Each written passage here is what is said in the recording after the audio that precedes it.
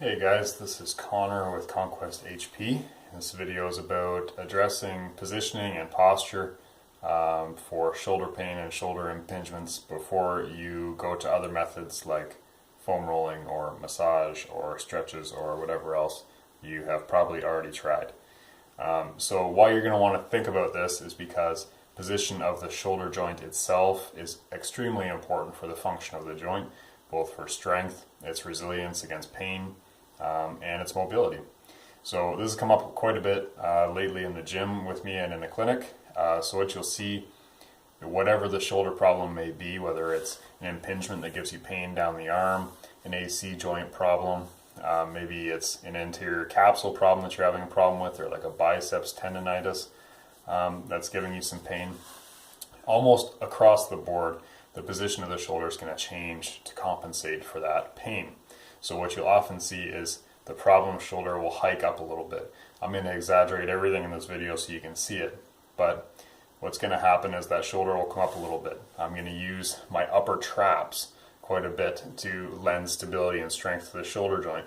Normally I wouldn't use them that much because long term it's going to hurt the joint more, but because I'm already in pain, my body is just going to do this naturally. And that might give you neck pain or neck problems, neck stiffness, headaches, that kind of thing. But that's beside the point. What that'll also do is if I have impingement lifting out to the side, when I crank that shoulder blade up a little bit, it buys me some range of motion. So if I normally have pain when I get up to 90 degrees and I hike that shoulder up a little bit, now this is 90 degrees actually at my shoulder joint. So it's just going to give me a little bit more slack, a little more range of motion to play with.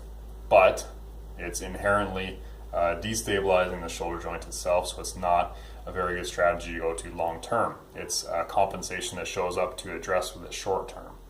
Another thing that will happen is you'll find that the shoulder is going to turn in.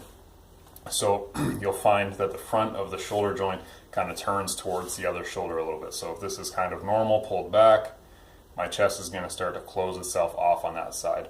And again, that's just me keeping my pec tight, keeping my biceps nice and tight, because that just kind of seals off the shoulder joint from the front here.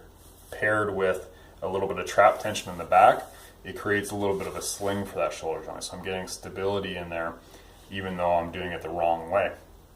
So if you're finding that either of those things are happening, and I encourage you to look in a mirror to really evaluate if you do this when you're standing naturally, you're going to want to correct those things first. Because if you're going into a push-up or a bench press or just walking around throughout the day, and you're walking around like this all the time or with your shoulder turned in, and you're lifting things like that, and then you go to the gym and you're bench pressing like that and it's more on one side than the other, it's not going to matter if you foam roll or if you use a lacrosse ball or get a massage on the traps or on the pec, or if you're dealing with the joint through mobilization.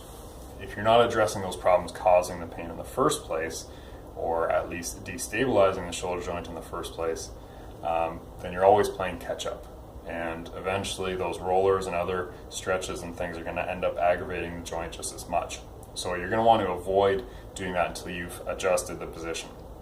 So when you're standing, try to get it so that your palms are facing each other. So if I'm standing with my arms on my sides, I don't want my palms facing back. My palms are facing behind me, and if it's one side more than the other, I'm in trouble. I want my palms facing each other. If I do that, it makes me open up my chest a little bit. That's my alarm. It makes me open up my chest a little bit, pull those shoulder blades down and back, and immediately that puts my shoulder in a stronger position. So adjust that first, shoulder blades down and back, chest up. Try to walk around like that. Try to set up your exercises in that position first, and then address it with mobility, with massage, with whatever work you have to do. So hit the subscribe button, check out conquesthp.com and our other videos for more information on the shoulder joint and for pain management, and I'll talk to you guys again soon.